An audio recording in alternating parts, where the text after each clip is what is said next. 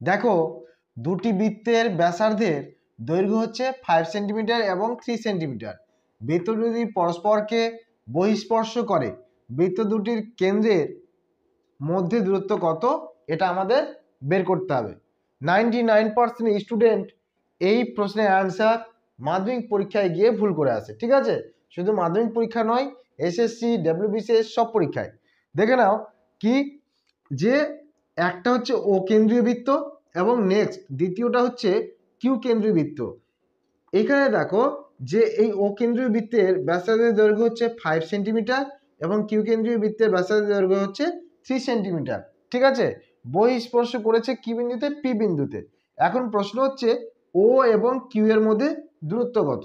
এক্ষেত্রে কি করতে হবে, আমাদের দুটো ব্যাসার্ধের দৈর্ঘ্যকে যোগ করে দিতে হবে। ঠিক আছে, তাহলে কি হয়ে গেল, 5 + 3 = 8 সেন্টিমিটার। ঠিক আছে, তাহলে কেন্দ্রদ্বয়ের মধ্যে দূরত্ব কি হবে, 8 সেন্টিমিটার। ঠিক আছে।